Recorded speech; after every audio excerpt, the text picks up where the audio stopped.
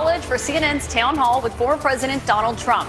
I'm Caitlin Collins. Tonight, President Trump is here as he embarks on a campaign unlike any other in the history of U.S. presidential elections. He's the first former president in more than a century to seek a return to the White House, and he is currently leading the Republican field while also facing multiple criminal investigations and an indictment. Just yesterday, he was found liable for sexual abuse and defamation. No questions are off the table, and we agreed to no conditions. We're here to get voters the answers that they deserve. Our audience is made up of Republicans and undeclared voters who plan to take part in New Hampshire's Republican primary. They'll get the chance to question the former president directly. These voters and the issues that they care about the most will help decide if former President Trump will get a second chance to take on President Joe Biden. Please welcome the frontrunner for the Republican nomination, former President Donald Trump.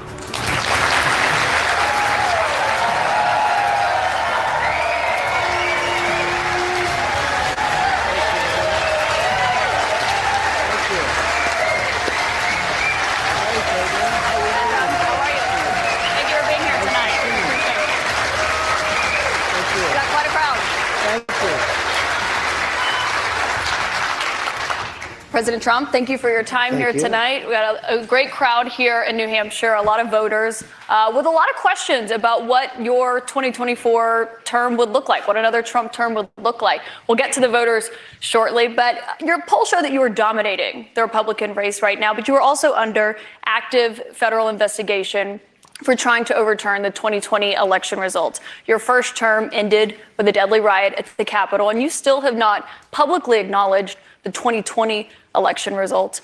Why should Americans put you back in the White House? Because we did fantastically. We got 12 million more votes than we had in, as you know, in 2016. I actually say we did far better in that election. Got the most that anybody's ever gotten as a sitting president of the United States. I think that when you look at that result and when you look at what happened during that election, unless you're a very stupid person, you see what happens. A lot of the people in this audience, and maybe a couple that don't, but most people understand what happened. That was a rigged election, and it's a shame that we had to go through it. It's very bad for our country. All over the world, they looked at it, and they saw exactly what everyone else saw. You look, even if you just look recently with the 51 intelligence agents, that made a 16-point difference. If you look at the FBI, if you look at the FBI and Twitter, they call it Twitter files, made a big difference. If you look at Mr. President, back to what you just said there, though, it was not a rigged election. It was not a stolen election. You and your supporters lost more than 60 court cases on the election. It's been nearly 2.5 years. Can you publicly acknowledge that you did lose the 2020 election? Let me just go on. If you look at True the Vote, they found millions of votes on camera, on government cameras, where they were stuffing ballot boxes. So with all of that, I think it's a shame that what happened. I think it's a very sad thing for our country. I think it's a very sad thing, frankly, for the world, because if you look at what's gone to our country has gone to hell. Our borders are bad. Our military has been bad. You look at the taxes, you look at inflation, what's happened to inflation. It's just destroying our country. We've really become, in many ways, a third world country. And it's very sad what's happened in this administration. And it's something that will turn around on day one. We were energy independent. Now energy is at a level that we've never had to pay before. Nobody can afford to continue to pay what's happening with energy. But we were energy independent. We were getting out of Afghanistan with strength and with dignity. And instead we got out, we looked like fools, probably the most embarrassing moment in the history of our country. We have a lot of questions about the economy and foreign policy tonight. But what you just said there, Republican officials debunked those claims about fraudulent ballots. We want to give you a chance tonight. Who? Republican officials in Georgia and every single state. There is no, your own election officials, Mr. President. So we wanted to give you a chance. People were afraid to take on the issue. But we have a big problem in this country. We wanted to give you a chance to acknowledge we have elections that were horrible. If you look at what happened in Pennsylvania, Philadelphia, if you look at what happened in Detroit, Michigan, if you look at what happened in Atlanta, millions of votes. And all you have to do is take a look at government cameras. You'll see them. People going to 28 different voting booths to vote, to put in 7 ballots apiece. But Mr. President, they're all I have to stop you there because there is no evidence of that. Your own election officials testified to that and have said that Republicans in these states did this. In Georgia, there were multiple recounts, including a hand recount. We have questions about the claims that you're making tonight from voters on this topic. I want to bring in Scott Dustin from Concord. He works in insurance litigation. He's an undeclared voter. That's what they call independents here in New Hampshire, as you know. He did vote for you in 2020. Scott, what's your question for the president? Hi, President Trump. Welcome back to New Hampshire. Thank you. Will you suspend polarizing talk of election fraud during your run for president? Will I suspend, excuse me, what? Will you suspend polarizing talk of election fraud during your run for president? Yeah, unless I see election fraud. If I see election fraud, I think I have an obligation to say it. And you know what we went through a short while ago has really put our country in a big problem. I hope to do that. I hope we're going to have very honest elections. We should have voter ID. We should have one-day elections. We should have paper ballots instead of these mail-in votes. But the answer is yes, and I hope that it's going to be very straight up, because if it's going to be straight up, we're going to win the election. So you will suspend talk, to his question, about the 2020 election on the campaign trail? I guess we're going to just win. We're at a point now. We're getting so close. Let's just win it again and straighten out our country. One other question on this. There's some things that you may not know about me. There's stuff I haven't told you to. There are only 2 people on this planet who know what we did, and we're taking that to the grave. You need to get out of my house and get out of New York. Hands on the table. So what are you gonna do for this family? I don't want to end up like you. I need every document he has on me. Did you put it that way? It's you that killed everything good in his family. Must have been on a tongue.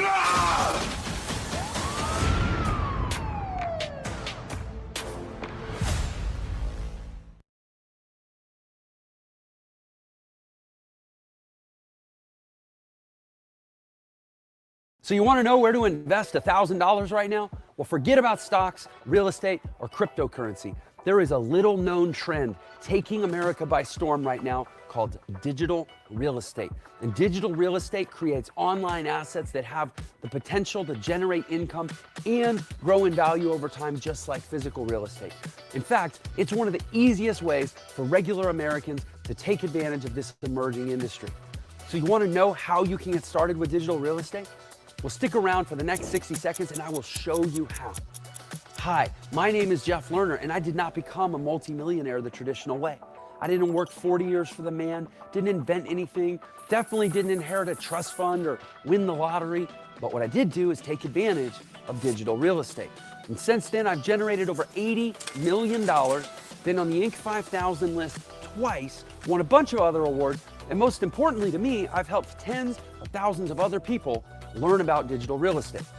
And now, for the first time ever, I'm sharing how you can unlock the secrets of digital real estate and create an awesome life, all inside a super simple short book called The Millionaire Shortcut.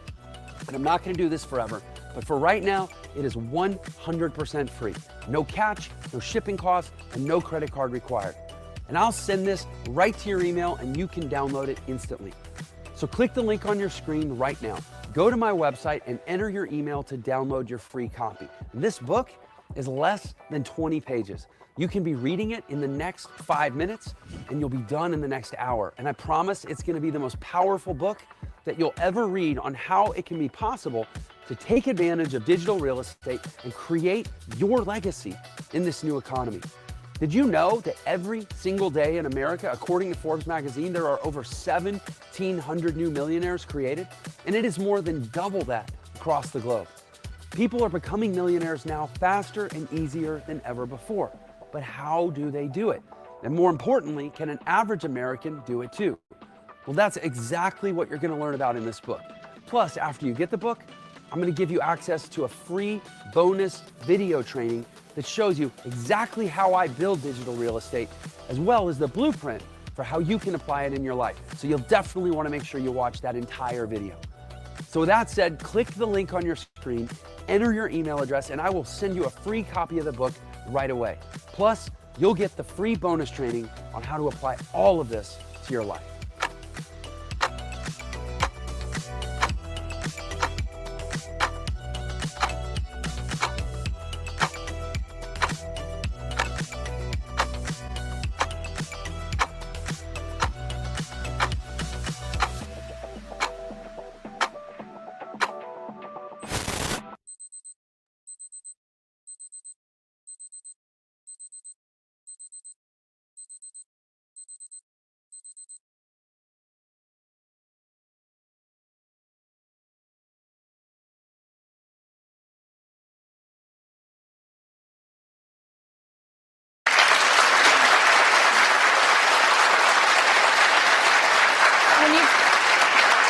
talked about the 2020 election results in the past. You once suggested terminating the Constitution. Do you stand by those comments? No.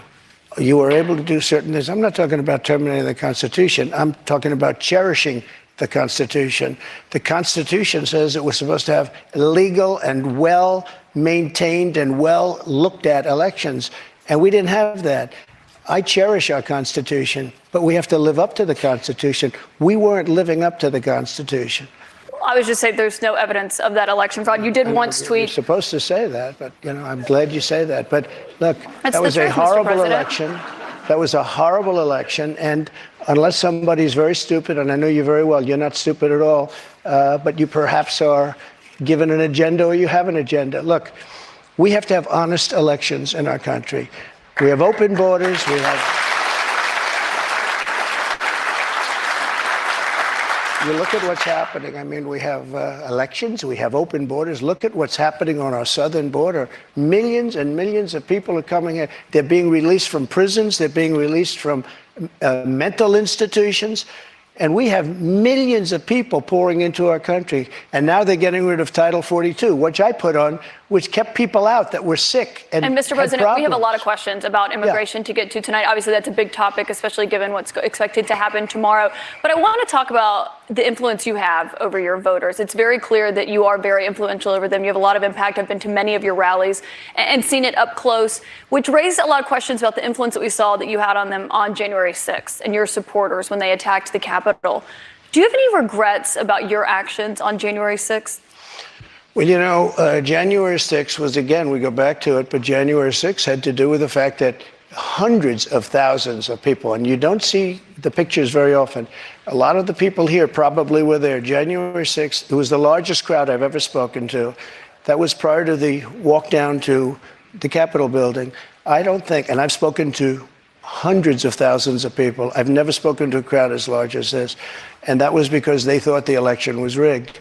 And they were there proud. They were there with love in their heart. That was an unbelievable, and it was a beautiful day. And what I was asked to do, I wasn't involved in it very much. I was asked to come in. Would I make a speech? I made a speech. I said, walk peacefully and patriotically, many different things. In fact, I brought a list of things. I don't want to bore the audience, but we can go sentence after sentence after sentence of things I said and things I put out. One of the big problems was that Nancy Pelosi, Crazy Nancy as I affectionately call her, Crazy Nancy Pelosi and the mayor of Washington were in charge, as you know, of security. And they did not do their job. They're not in charge of the National Guard. You're in charge of the National Guard. Well, I offered them National Guard. I said, we'll give you soldiers, we'll give you National Guard, we'll give you whatever you want. And they turned me down. And in fact, she turned me down. She turned me down in writing. They turned me down. But your acting defense secretary, Chris Miller, at the time, he says you never gave a formal order to deploy the National Guard. But when it came to that day, just the opposite. Chris Miller wrote a book, and he's a fantastic guy, and he was ready to go.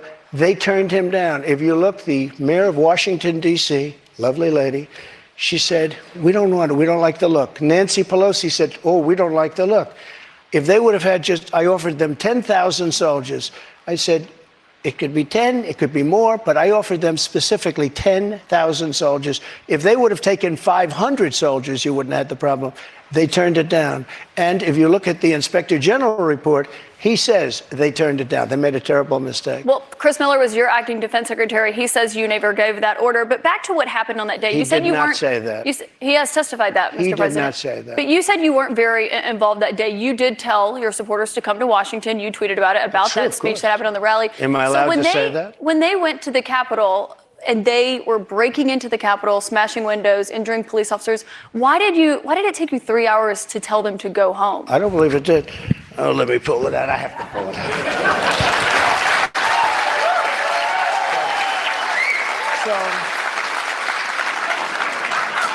So if you look at, on January 5th, the day before, I said, please support our Capitol Police and law enforcement.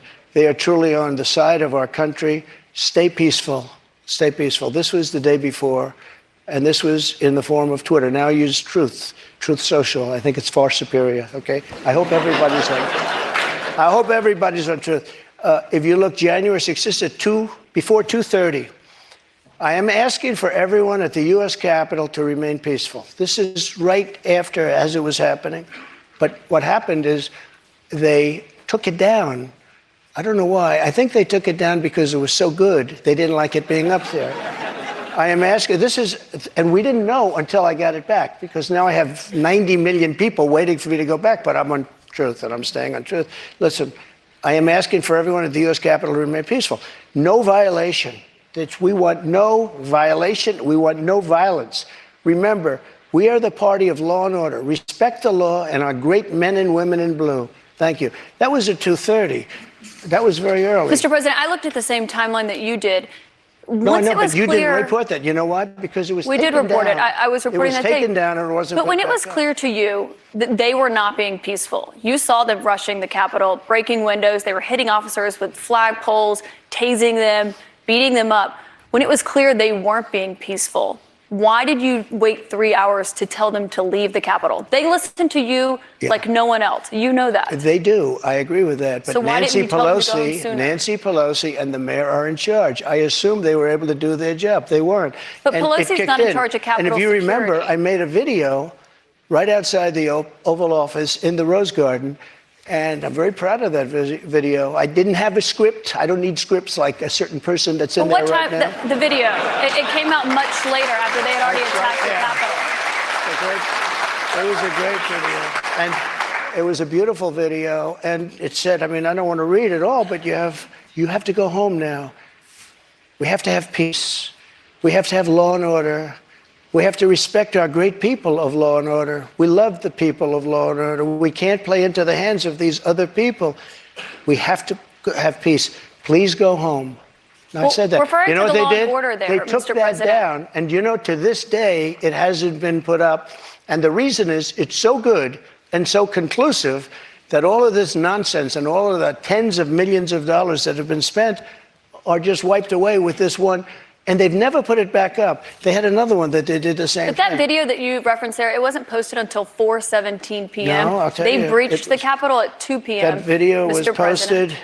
posted, 4:17 yeah, p.m. actually a little bit before that. Right, so that's my question. Excuse me. Because in that 3 hours, over 140 it was officers posted were after the injured. first one I just read, though, and that was at 2 o'clock. But I think the reason the timeline is so critical here, because going back to your influence, in Here's that another 3 one I hours, posted. over 140 officers were injured that day. And a person named Ashley Babbitt was killed.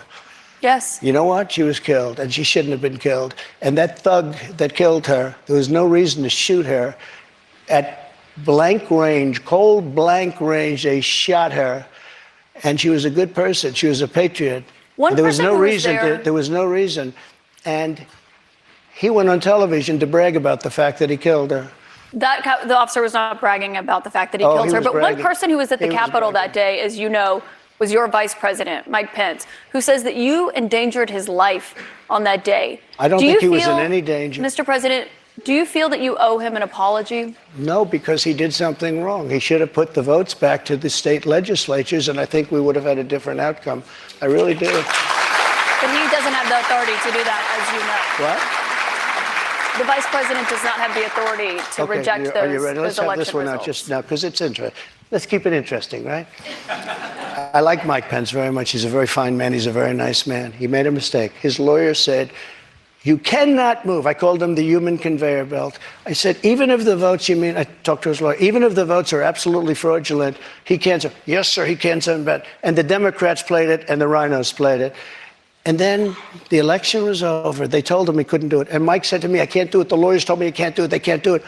But the lawyers were wrong, because right after the election, they all met, the rhinos and the Democrats, and they worked out a plan to make sure that future vice presidents don't do what I said you could do. That's not what happened. You're referring to the Electoral Count Act. That's I've read that. There is no authority. No, legal excuse experts, me. including Republican legal experts, say that he does not have that authority, Mr. President. Caitlin, But I want to why move did on. they change the law then, saying that you can't do it? They didn't change the law. They strengthened the law because they were worried about Oh, they presidents strengthened it, exploiting. meaning you could do it. Thank you.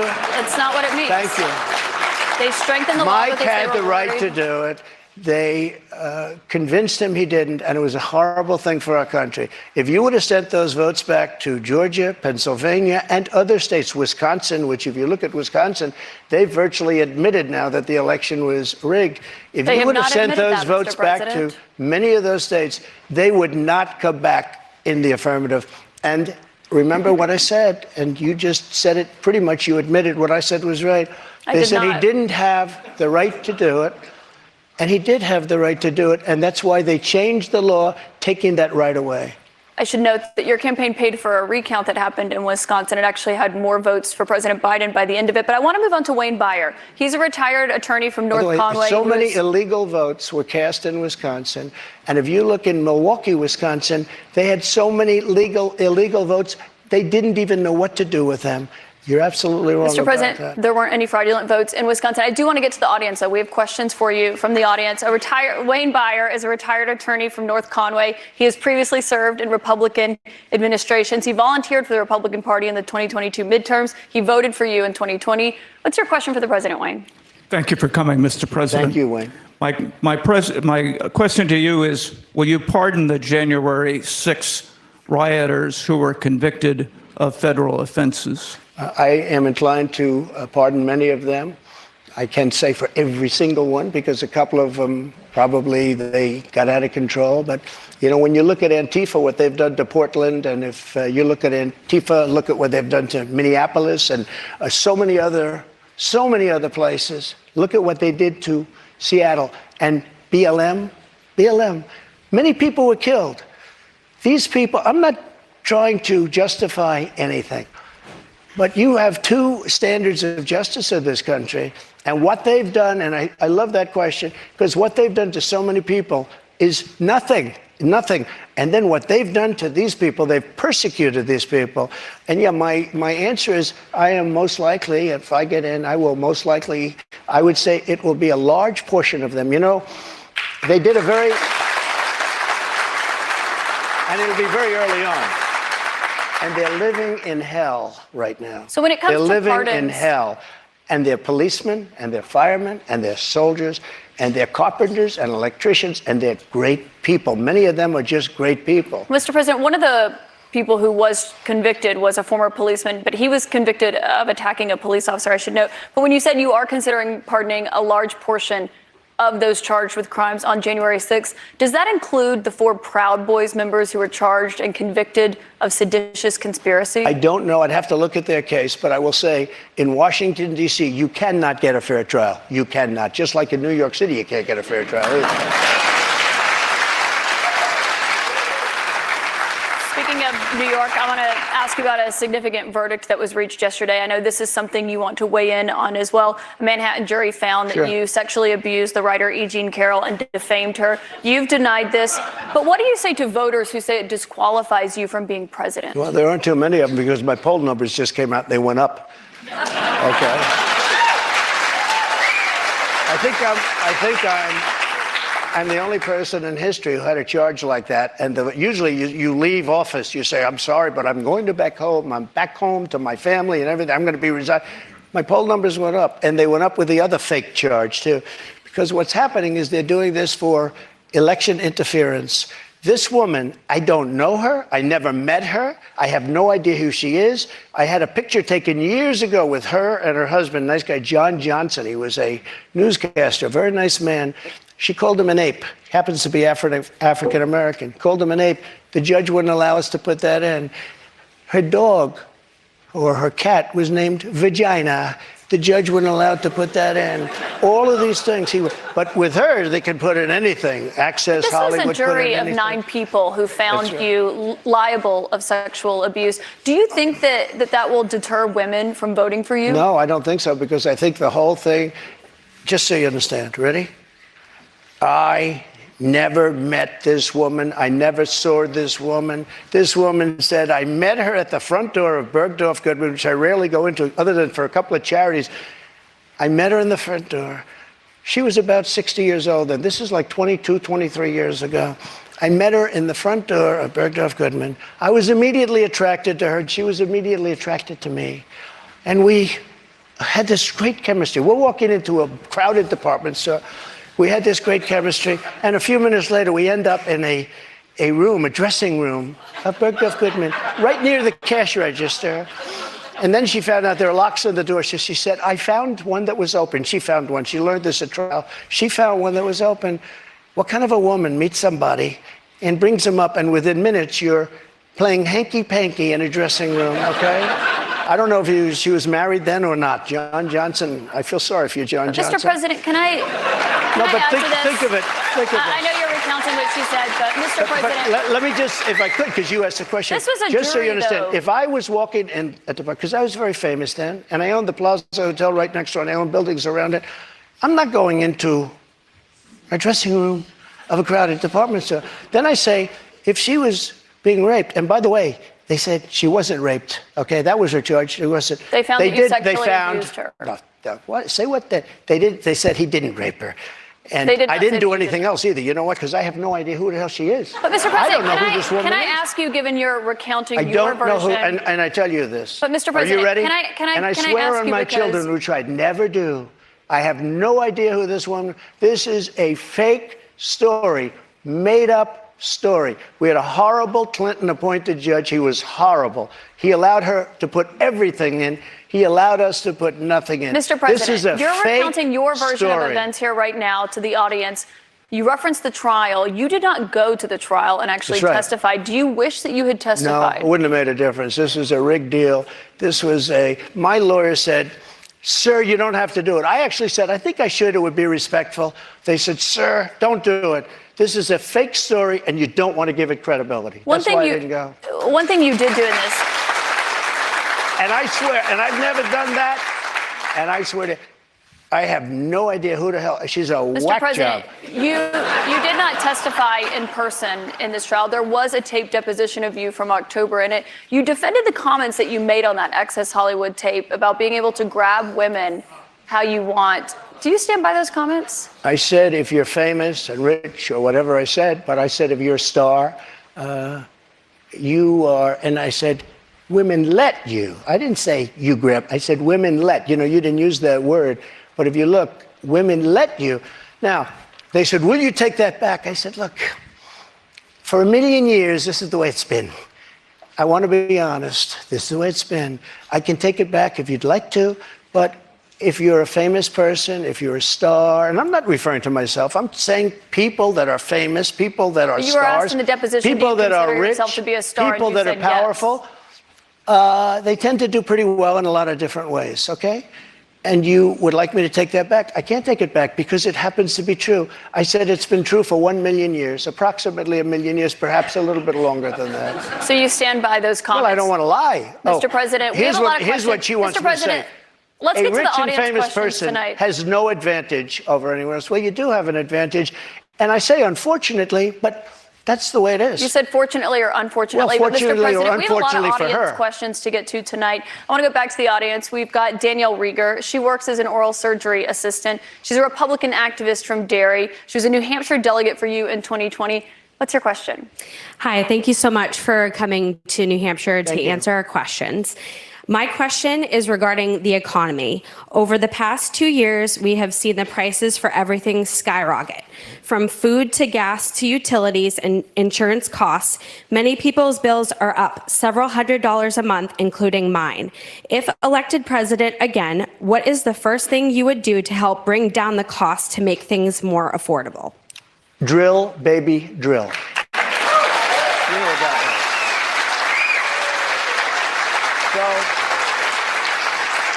So, we were energy independent. We were soon going to be energy dominant. And nobody had ever done what I did. We got oil down to $1.87. Actually, it fell lower than that in some cases. We had to save the oil companies. The price was getting so. We were doing incredibly. We had the greatest economy in the history of our country, probably the greatest economy in the history of the world.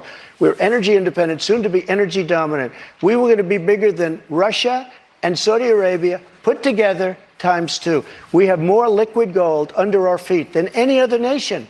And these stupid fools ended it. And energy went from $1.87 and even lower for gasoline, for a car. They went from $1.87 to $5, $6, $7, $8, and even $9. and your electricity bills went through the roof, your heating bills went through the roof, and that's what started inflation, and it hasn't stopped because people are paying now for bacon and for eggs and for the 2 and 3 times what it was just a little while ago. We created the greatest economy in history. A big part of that economy was got you the biggest tax cuts in the history of our country, bigger than the Reagan cuts, bigger than any cut. And also, Caitlin, as you know, we got the biggest regulation and regulatory cuts. This place was rocking, and then we were given a gift from China, and China paid a big price. And let me tell you something, I took in hundreds of billions of dollars in taxes from China, but prior to COVID coming in, and then I rebuilt the economy again, a second time. But we had, prior to COVID coming in as from China, from Wuhan, which I said it came from Wuhan. Everybody said, oh, you're wrong about that. You're wrong. It came from Wuhan. I said it right from day one. So we had the greatest economy in the world. Here's the story. They made energy so high, and energy is all invasive. It is massive as an industry and as a cost. It lifted everything. If Mr. you President, made, if you made donuts, if you made, no matter what you did, and we had inflation, the likes of which I guess we haven't had, say, said for 52 years, but I think more than that. We had no inflation. We had the lowest energy prices we've had in decades. This country was rocking and rolling. And by the way, we had the most secure border in the history of our country. Mr. President, we and now we have more questions on the economy. I want to make sure we get to all of those. As you know, the U.S. right now could be just 3 weeks away from defaulting on its debt. That could mean millions of jobs lost, people not getting their Social Security payments. People believe it would put the U.S. economy into a recession. On that topic, I want to bring in Marta Cervella, a student here at St. Anselm. She is an undeclared voter who did not vote in 2020. Marta, what's your question? Hi, Mr. President. Hi, thank you. So my question is, what do you think about the United States' current debt situation, and how can we move forward? Such an important question. So we're at $33 trillion, a number that nobody ever thought possible. When we had our economy rocking and rolling just prior to COVID coming in, like literally, we were making a fortune. And oil, we were going to make so much money from oil, we were going to start paying off debt. But then with COVID coming in, we had to do other things. We had to keep this country alive because it was so serious. But we have to get the country back. We have to lower energy prices. We have to lower interest rates. Interest rates are through the roof. Energy has to come down. It all has to come down, and we have to start paying off debt. But when we have a debt limit, and they use that very seriously. They came in, Schumer came in with Nancy Pelosi, and they were using it. We'll violate it. We'll do whatever. They talked a whole lot different than they do right now. I say to the Republicans out there, congressmen, senators, if they don't give you massive cuts, you're going to have to do a default. And I don't believe they're going to do a default because I think the Democrats will absolutely cave because you don't want to have that happen. But it's better than what we're doing right now because we're spending money like drunken sailors. So just to be clear, Mr. President, you think the U.S. should default if the White House does not agree to the spending cuts Republicans are demanding? Well, you might as well do it now because you'll do it later. Because we have to save this country. Our country is dying. Our country is being destroyed by stupid people, by very stupid people. You once said that using the debt ceiling as a negotiating wedge just could not happen. You said that when you were in the Oval Office. That's when I was president. So why is it different now that you're out of office? Because now I'm not president.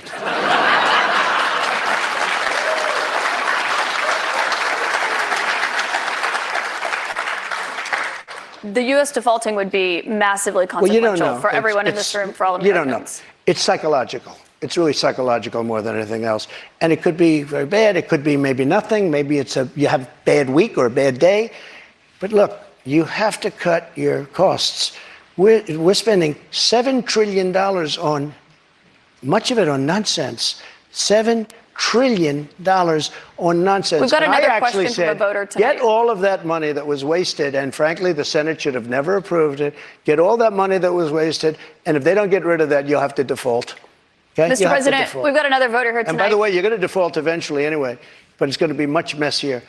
I don't think you'll have to default. I think if the Republicans hold strong and they say let's say we want $5 trillion off. I really think the Democrats have no choice but to do it. And if I win, they're going to be doing the same thing to me in 2 years. I guarantee you that. Mr. President, we've got another voter here tonight. And they did that before. Bobby Petrino has been waiting very patiently. Sure. He's a student at St. Anselm. He's a member of College Republicans. He's an undeclared voter right now. He supported you in 2020. Bobby, what's your question for President Trump? Hi, thank you for coming. This is a bit of a pivot, but with gun violence and mass shootings in the news cycle recently, I'm worried that state governments and the federal government are going to act to repress gun rights. Under your administration, you instructed the Department of Justice and the ATF to ban bump stocks. If elected president again, how would you act not only to defend our Second Amendment rights, but to restore rights that have been taken from us, such as, by example, recently the ATF's ruling on the pistol stabilizing braces? Yeah, as you know, the bump stocks are actually a very unimportant thing. And NRA, I went with them and they said it doesn't mean anything. They're actually, all they do is teach you how to shoot very inaccurately. So we did that. There's been nobody that's protected the Second Amendment, as you know, like I have. I protected it through thick and thin, not easy to do. But we have a very big mental health problem in this country. And again, it's not the gun that pulls the trigger. It's the person that pulls the trigger. And we have to protect our Second Amendment. We have to protect our Second Amendment. Mr. President, you dealt with a lot of mass shootings when you were in office. This year, there have already been more than 200 mass shootings in 2023.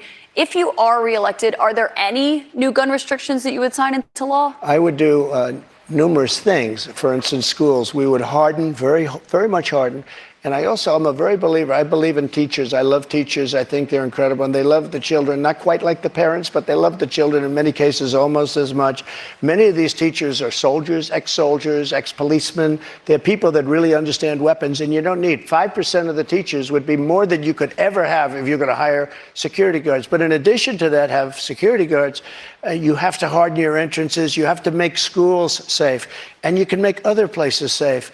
But it is a big mental health problem in this country more than anything else. And remember, we have 700 million guns, 700 million. Many people, if they don't have a gun, they're not going to be very safe. I mean, if they don't have a gun, it gives them security. Now, you need them for entertainment, you need them for hunting, you need them for a lot of different things. But there are people that if they didn't have the privilege of having a gun in some form, many of them would not be alive today. You know, there's a certain country that had a very strict policy on guns, very, very strict. Which country? And, Brazil, okay? Brazil, very strict. And the former president of Brazil, and the killing was incredible. They were walking into people's homes and killing people.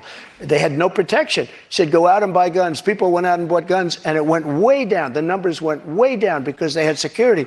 If you look at Chicago, Chicago has the single toughest gun policies in the nation. They are so tough you can't breathe. New York, too, and other places also. All of those places are the worst and most dangerous places. So that's not the answer. No new restrictions that you would sign if reelected, Mr. President. I want you to meet Julie Miles, a registered nurse from Merrimack. She's a Republican who voted for you in 2020. Julie, what's your question for the president? Thank you, Mr. President. Thank you. I appreciate you answering this question this evening. How do you plan to appeal to women voters in New Hampshire who are concerned about the Dobbs decision and how states may change their laws? It's such a great question, and it was such a great victory, and people are starting to understand it now. You know that they wanted to bring it back to the states, but that was probably the least important part of that victory. Getting rid of Roe v. Wade was an incredible thing for pro-life because it gave pro-life something to negotiate with. Pro-life had absolutely nothing being stuck in Roe v. Wade to negotiate with. And now what's happening, and I see it all over, deals are being made, deals are going to be made. And look, everybody that was president wanted to get rid and tried to get rid of Roe v. Wade. You mean for 50 Republicans? years. Republicans. For 50 years, this has been going on. Actually, a couple of Democrats, too. But for 50 years, this has been going on. I was able to do it, and I was very honored to do it. But by doing it, things are happening that are very, very positive. And I happen to believe in the exceptions, the life of the mother, rape, incest, like Ronald Reagan believed in the exceptions. But I happen to believe that. I think it's frankly important to do that, but a lot of people are against that, a relatively small number. But the way I look, I think it's very important to say this. I consider the other side to be radical because the other side, under Roe v. Wade and other things, the other side, they're radical because they will remember the debate with Hillary Clinton? I said, rip the baby out of the womb at the end of the 9th month. They will kill the baby in the 9th month. If you look at that crazy governor of Virginia from the former governor, where he said, no, the baby will be born, and then we'll decide essentially whether or not to execute the baby. But, Mr. President, can we talk about what you would do if no, but you these are the radical people. Re-elected? It's not the pro-life people that are radical. But if you are reelected and you're back in the Oval Office and you get legislation to your desk, would you sign a federal abortion ban into law? What I'll do is negotiate so that people are happy. But the fact that I was able, I'm so proud of it. We put 3 great justices on the Supreme Court. We have almost 300 federal judges on the Supreme Court. So just to be clear, Mr. President, you would sign a federal abortion ban into law. I said this. I want to do what's right. And we're looking. And we want to do what's right for everybody. But what's right? But now, for the first time, the people that are pro-life have negotiating capability, because you didn't have it before. They could kill the baby in the 9th month or after the baby was born. Now they won't be able to do that. But I think this is a really important question for you to answer, because this is something every Republican, including those who are running against you for the nomination, are being asked about, is would you sign a federal abortion ban into law? And many of them are going to give you the same answer as I am. First of all, I am honored to have done what I did. And a lot of people said in 150 years, he's now the most consequential president because he saved so many lives. And I'm honored to have done it. And because of what I've done, we now have a great negotiating ability. That's what I do in life. I negotiate. We have a great negotiating ability, and I think we're going to be able to get something done. What do you mean negotiating ability? Because the question that Republicans have, and some of your allies on Capitol Hill say that they want to introduce legislation when it comes to banning abortion. If they send it to your desk, would you sign it? Some people are at 6 weeks. Some people are at 3 weeks, where's 2 President weeks. Trump? President Trump is going to make a determination what he thinks is great for the country and what's fair for the country. But the fact that I was able to terminate Roe v. Wade after 50 years of trying, they worked for 50 years. I've never seen anything like it. They worked, and I was so honored to have done it. We are in a very good negotiating position right now, only because of what I was able to do. And remember this, again, you talk about radicalism.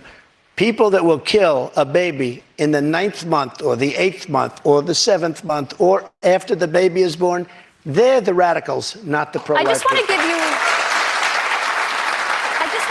one more chance, though, because you did not answer whether or not you'd sign a federal abortion ban or how many weeks into pregnancy you believe abortion should be banned. Yeah, but I've given you the answer probably 4 times already. Which one is it, I'm looking at a solution that's going to work. Very complex issue for the country.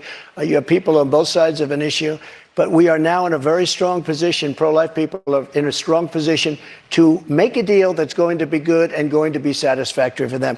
If you weren't able to get rid of, you wouldn't even be having a discussion. If you weren't able to get rid of Roe v. Wade, which put pro-life in a dead position, a horrible position, they could kill the baby at any time they wanted to.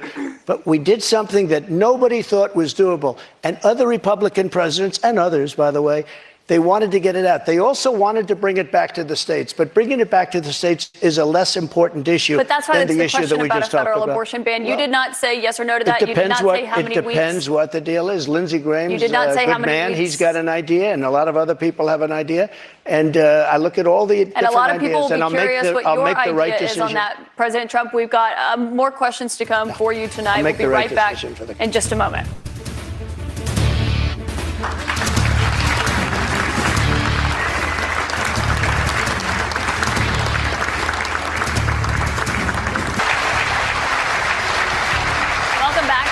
Republican presidential town hall with former President Donald Trump. President Trump, I'd like you to meet Jennifer Simmons. She is a stay-at-home mom and former town selectman from Wyndham. She's a Republican and she voted for you in 2020. Jennifer, what's your question tonight? Good evening, Mr. President. Thank you. Title 42 is expected to expire tomorrow. Our southern border and now our northern border are experiencing record migration.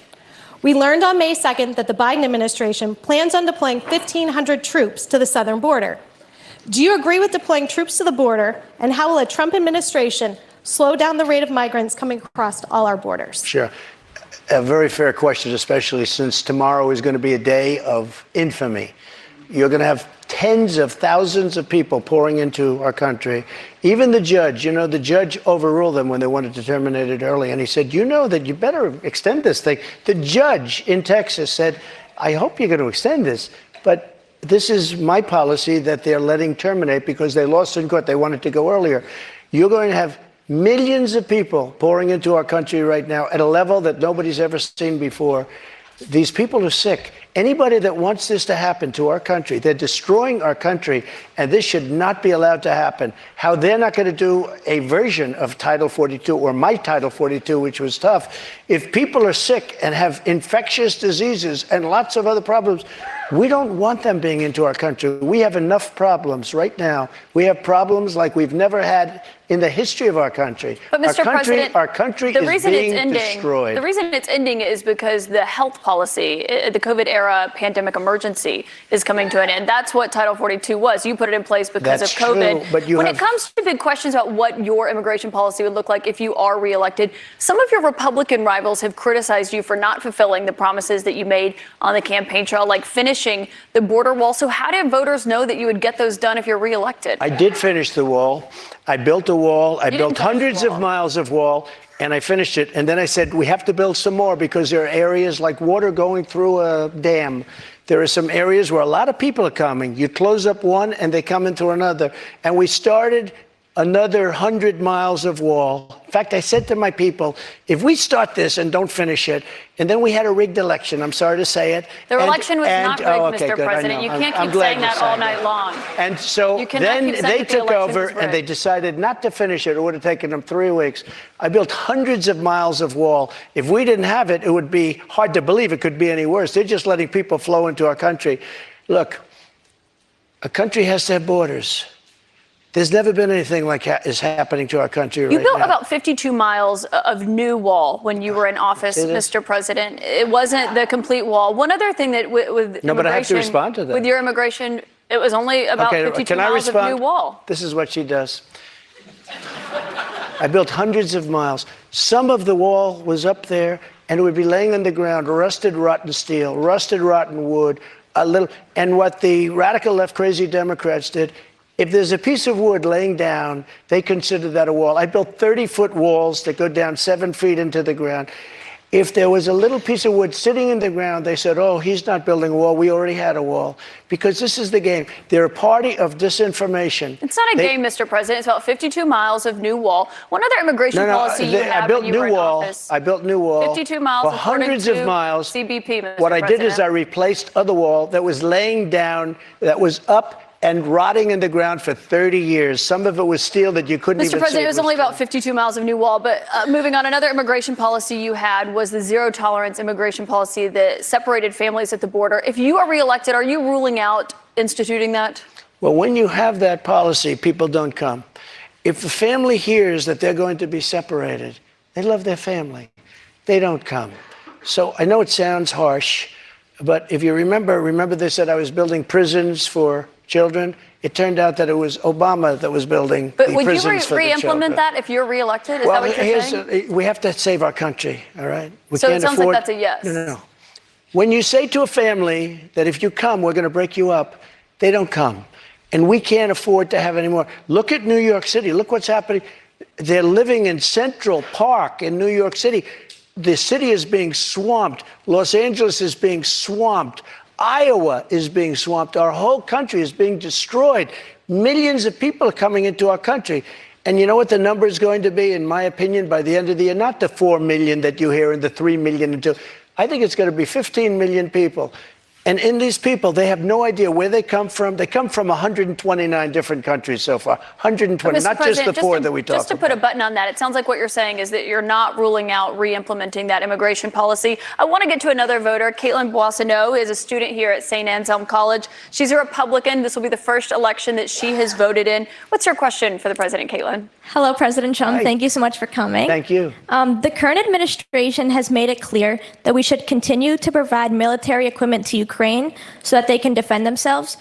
Do you support this decision, and how would you deal with the increasing threat posed by Vladimir Putin? First of all, thank you very much. It's really nice. And it's an important question, so important. because we're giving away so much equipment. We don't have ammunition for ourselves right now. We don't have ammunition for ourselves. We're giving away so much. But here's the thing. I have to say it to start off. No longer matters. If I were president, this would have never happened. And even the Democrats admit that. Putin knew it would have never happened. And his pipeline would have never happened. A lot of things would have never happened. But this would never happen. And all those dead people, both Russian and Ukrainian, they wouldn't be dead today. And all those cities that are blown up and disintegrated right to the ground, that wouldn't have happened. Okay, now, here's the problem. We've given so far $171 billion. They've given, meaning European Union, which is approximately the same size altogether as our economy. They've given about 20. So we're at 170, let's say, and they're at 20. You don't have to know too much about history to realize, or geography, to realize that they're a little bit more affected than we are, okay? So they've got to put up a lot more money because they're taking advantage of us like every other country did. That's why I ended NAFTA and replaced it with the USMCA, Mexico, But on Canada. this issue, Mr. President, I should know, I don't know any Democrats who have said they don't believe Putin would have been invaded if you were president. But her question is, would you continue to give Ukraine money and weapons if you're elected? What's the answer? I have a very good relationship with President Zelensky because, as you know, he backed me up with the phony impeachment hoax number one when he said the president didn't do anything wrong. So I happen to like. So I happen to like. Yeah, that's right. And I was totally exonerated, by the way. Just a waste of time and money. You were impeached over that. You were impeached over that. But let's stay on topic here, Mr. President, because the question is, would you give Ukraine weapons and funding? I was impeached by a crazy woman named Nancy Pelosi. But the question here is, would you give Ukraine weapons and funding if you were elected? I would sit down. Let me just put it a nicer way. If I'm president, I will have that war settled in one day, 24 hours. How would you settle that war in one day? Because I'll meet with Putin, I'll meet with Zelensky. They both have weaknesses and they both have strengths. And within 24 hours, that war will be settled. It'll be over. It'll be absolutely over. Do you want Ukraine to win this war? I don't think in terms of winning and losing. I think in terms of getting it settled so we stop killing all these people and breaking down this country. Now, on that, you said you don't think in terms of winning and losing. Mr. President, can I just follow up on that because that's a really important statement that you just made there. Can you say if you want Ukraine or Russia to win this war? I want everybody to stop dying. They're dying, Russians and Ukrainians. I want them to stop dying. And I'll have that done. I'll have that done in 24 hours. I'll have it done. You need the power of the presidency to do it. But you won't say that you want Ukraine to win. You know what I'll say? I'll say this. I want Europe to put up more money because they're in for 20 billion. We're in for 170, and they should be. And they should equalize. They have plenty of money. They should equalize. I got with NATO. But I'm asking when I sat down, I got them right to now, put up Mr. hundreds President. of billions of dollars that they weren't paying under Obama and Bush and all of these other presidents. That's why they're able to help them fight the war because of the money I got. But I want talk Europe. about what's happening in Ukraine, Excuse me. I want Europe to put up more money because they're laughing at us. They think we're a bunch of jerks. We're spending $170 billion for faraway land, and they're right next door to that land, and they're in for 20. I don't think so. When it comes to what's happening there, when you were in office, you said that you respected President Putin. Do you still respect him today? He made a tremendous mistake. He was a smart guy, you know. I remember I said he was smart, she was smart. They What said was his he mistake? said President Xi of China, right, is smart. Okay, 1.5 billion people. He's the ruler of 1.5 billion people. I said, yeah, he's a smart guy. How dare he say he's smart? Of course he's smart. They want you to say he's a stupid person. Okay, he's not a stupid person. He's very smart. He's very cunning. And Putin made a bad mistake, in my opinion. What was his mistake? His mistake was going in. He would have never gone in if I was president. We used to talk about it, too. Do you believe that he is a war criminal? What? Do you believe that Putin is a war criminal? He's responsible for the deaths of thousands Well, of I think Ukrainian this. men I and think women it's and something civil that children. should not be discussed now. It should be discussed later. Because right now we have to get a war. If you say he's a war criminal, it's going to be a lot tougher to make a deal to get this thing stopped. Because if he's going to be a war criminal where people are going to go and grab him and execute him, he's going to fight a lot harder than he's fighting, you know, under the other circumstance. That's something to be discussed at a later date. Isn't it right now, important we to want call to it get what that it war is? settled. And I'm not talking about the money either. I'm talking about all the lives that are being, the number of people being killed in that war is far greater than you're hearing. When they blow up a city and those buildings come pouring down and then they say 2 people were injured, no, hundreds and thousands of people are being killed. And we have to get that war settled.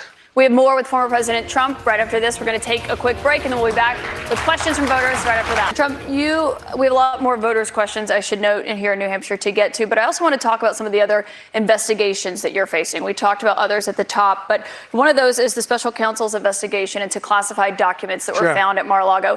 Why did you take those documents with you when you left the White House? I had every right to under the Presidential Records Act. You have the Presidential Records Act. I was there, and I took what I took, and it gets declassified. Biden, on the other hand, he has 1,850 boxes. He had boxes sent to Chinatown, where they don't speak even English in that Chinatown we're talking about. But I got to stop you right there. Nobody talks about him. They talk about us. Just so you understand, I had every right to do it. I didn't make a secret of it. You know, the boxes were stationed outside of the White House. People were taking pictures of the GSA of the various people. I got to stop you right there, though, because moving. the Presidential Records Act, which is not well known to a lot of people, I read it. It does not say that you can take documents with you. It says actually that they are the property of the federal government. It says you talk, you negotiate, you make a deal. It's not criminal, by the way. The Presidential Records Act is not criminal. And just so you know, it's not that you can negotiate to take the documents with you. Can I tell you? Just so you understand, the Presidential Records Act is not criminal. I took the documents. I'm allowed to. You know who else took them? Obama took them. Nixon took them. Obama Reagan did not took take them. documents. Oh, he didn't? The difference here that I'd like to note. Reagan National took them. Archives says that President Obama even Jimmy did not Carter, take even documents. Mike Pence had some documents, and he's a You very referenced honorable Pence, guy. you referenced But you know who Biden. took them more than anybody is Joe Biden. He has 1,800 boxes. That's And not nobody accurate, even Mr. knows where President, they and you are. know that. 1,800, and nobody talks about him. Mr. President, And they that's not accurate. they put a rough guy on us, and they. In the I think meantime, it's they have important, Mr. nobody. President, to actually set the record straight here. They took documents, including President or Vice President Pence. When they realized they had documents, they turned them back over. The difference is that you waited to turn yours over, and it was a year and a half effort that included a subpoena with those documents. One question about what happened when you had those documents. It included a raid on my house. That's what it included. But they didn't raid. You'd gotten a subpoena, and they had not been turned over yet. They didn't raid Biden's house. You know what happened? They put him in the house. That's the one with the Corvette, where the documents were laying all over the floor. That was fine. And you know who happens to be at Mar-a-Lago? Secret Service, and they're phenomenal. I have Secret Service. He didn't have Secret Service. The other thing, the vice president cannot declassify. He didn't have the right to declassify. He has documents from when he was a senator. And even Democrat senators say, I can't believe it. No, I went by the Presidential Records Act. That's not and what we the were Presidential negotiating Records with Act NARA. says. That's not what it says, And Mr. NARA President. has red flagged a thing called the Constitution of the United States and the Bill of Rights because they consider them Mr. dangerous President, that's documents. not what it Those says, are the and I should note that there is a special counsel investigating your document situation, also President Biden's document situation. When it comes to your documents, did you ever show those classified documents to anyone? Not really. I would have the right to. By the way, they were What do you mean, not declassified really? after. Not that I can think of. Let me just tell you, I have the absolute right to do whatever I want with them. I have the right. I was negotiating with NARA. Do you know what NARA is? The National Archives. Extremely negotiate left group with of them. people. Extremely left. And I was negotiating with They're them. not All of a left, sudden, they're they bipartisan. raided my house. They didn't raid the house of Joe Biden. They didn't raid Obama. But Joe Biden didn't ignore a subpoena to get those documents back like Joe you Biden did. And so took that's the question. 1,850 boxes. But that's the question that investigators have, I think, is why you held on to those documents when you knew the federal government was seeking them and then had given you a subpoena to return them. Are you ready? Are you ready? Can I talk? Yeah, what's You the mind? answer? Do you mind? I would like for you to answer the question. Okay, it's very simple to answer. That's why I asked it. It's very simple to. You're a nasty person, I'll tell you. A cell phone and an email machine all in one thing. What do you call it? Can you answer why you held on to the documents? I was negotiating, and we were talking to NARA, that's Washington, to bring whatever they want. They can have whatever they want. When we left Washington, we had the boxes lined up on the sidewalk outside for everybody. People are taking pictures of them. Everybody knew we were taking those boxes. And the GSA, the government service, the GSA was the one taking them. They brought them down to Mar-a-Lago. We were negotiating with NARA. All of a sudden, they raid our house. When Biden had his documents, he won't give back the 1,850 boxes. And you're going to find some real gems in there. But it was So Biden you who can't have alerted all them that these he had different the sets of- documents. all The these National different Archives sets of- reached out to you to get your documents back. Why did you not turn them over when you got a subpoena Because we were asking for you to turn negotiating them with over? them. We were negotiating with them as per the Presidential Records Act. We were negotiating with NARA. That's not what the Very nice Presidential people, Records Act says. I've but they seen got to it. love our Constitution a little bit more, and they shouldn't red flag it, by the way. Very nice people. We were negotiating with NARA. And that's what the Presidential Records Act says, because Richard Nixon, surprisingly, had problems. And he had a lot of problems dealing with NARA. And they ended up passing that's why legislation they called the created the Presidential PRA. Records Act, just for this kind of a thing. We were My dealing last with them. question We were on this talking. Excuse me. Wait a minute. subject, Wait. Mr. President. We were talking to them. We would have done it, but all of a sudden they raided the house. Now, why hasn't the FBI raided Biden? But I just explained to you why. No. It's because he's the one, they alerted the government that they Okay. had those documents and had them come and get the documents Why from did his Biden- house. no, they My didn't take question the- for you, though, when it comes to documents, do you still have any classified documents in your possession? Are you ready? Do you? No, I don't have anything. I have no classified documents. And by the way, they become automatically declassified when I took them. But No, you have why? to declassify Let me them. ask you a question. Why is it that Biden had 9 boxes in Chinatown? And he gets a lot of money from China. Why is that? And There why, is no why evidence aren't of that, people? Mr. President. No, you cannot why say aren't that. There people is no bringing that evidence up? of that, Mr. And why don't they President. put this What guy you're Jack referring Smith to and his is an group office that of he of had. thugs? Mr. Why don't President, they put him in charge of that? I need to stop you right there because there's no evidence of what you just said there. What you're referring to there is an office that he had No. after leaving That's at the University vice of Pennsylvania. presidency. Wrong. He had a temporary office. But I want to ask you about another investigation You're so that you're wrong. facing. You don't know the subject. I do know the subject. He had and I one do at know the University facts, of Mr. Pennsylvania, President. but he also had I want 9 to move boxes on to another in investigation Chinatown. that you're facing, which is the one She that's doesn't happening understand in it. Georgia, where they are investigating there your efforts to overturn the election results in the state of Georgia. did At the nothing wrong. It was center a of perfect that, phone call. let me finish my question. At the center of that is that call that you had with the Secretary Perfect of State, call. Brad Raffensperger. Yeah, sure. Given the fact that there are indictments expected to come in that case this summer, is that a call you would make again today? Yeah, I called questioning the election. I thought it was a rigged election. I thought it had a lot of problems. I had I guess he's Secretary of State. I called. Listen to this. There are like 7 lawyers on the call, many of them from there. We're having a call. We're having a normal call. Nobody said, oh, gee, he shouldn't have said that. Why? If this call was bad, I questioned the election. You if asked this him to call find was you bad, votes. I didn't ask him to find anything. Let me We've just tell heard you, the audio if tape, this Mr. call President. was There's an bad, audio of you asking him to I find you said, 11,000 you owe something me votes. votes because the election was rigged. That election was rigged. And if this call was bad, why didn't him and his lawyers hang up? How dare you say that? This was a perfect Well, they were phone clearly call. concerned enough. They recorded the call, and I should note that, of This course, was a call that was made to question the results of an election. And when we can't make a call to question election results, then this country ought to just forget about it. you weren't just questioning the election results. I was you were questioning asking the him election. to find you votes. And I should note that there is no evidence of fraud. There is no rigged election in the state of Georgia. I want to get back to the audience, though, Mr. President, because those are false claims you're making about what happened in Georgia. Jordan Sullenberger is here. He's an undeclared voter from Hollis. He voted for you in 2020. Jordan, what is your question for President Trump tonight? Thank you, Mr. Trump. Thank you very much. I'm 26. I'm a veteran. I help manage a private aviation company. You want a job? I'd love one, yeah. I'm looking for somebody very good. I'm not for mandates or government interference in private business, but I've Right. seen Republicans going after us like DeSantis after Disney. Right. What would you do as president to protect us from government interference? Well, I'm the one that really wants to protect you. All of these fake investigations of me are about election interference. They think because I'm leading Biden by 11 points, 7 points, 9 points, I'm leading DeSanctimonious by a lot. By 40 points or 45 points. I think he ought to just relax and take it easy and think about the future, because right now his future is not looking so good. I will tell you this. We are really putting it to Biden, but he's putting it to himself because the economy stinks, inflation is horrible, and the border is a disaster. And by the way he got out of Afghanistan was the single most embarrassing moment in the history of our country. Mr. President, I have one more question for you here tonight, and I think While we are in front of the voters here in New Hampshire, this is a fundamental question for you. You are running in the 2024 race. If you are the Republican nominee and you are in that 2024 race, will you commit tonight to accepting the results of the 2024 election? Yeah, if I think it's an honest election, absolutely, I would. Will you commit to accepting the results of the election regardless of the outcome? You want me to answer it again? If I think it's an honest election, I would be honored to. And right now, we are so far ahead of both Democrat and Republican. And you know what? If I don't win, this country is going to be in big trouble. It's so sad to see what's happening.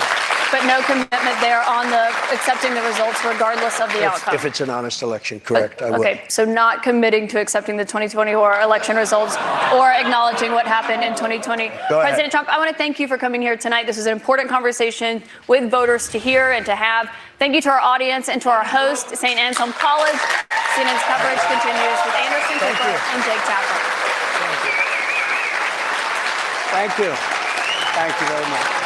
Thank you very much, Katie. Good job. Thank you, Katie. Thank you very much. I like you guys. We love New Hampshire.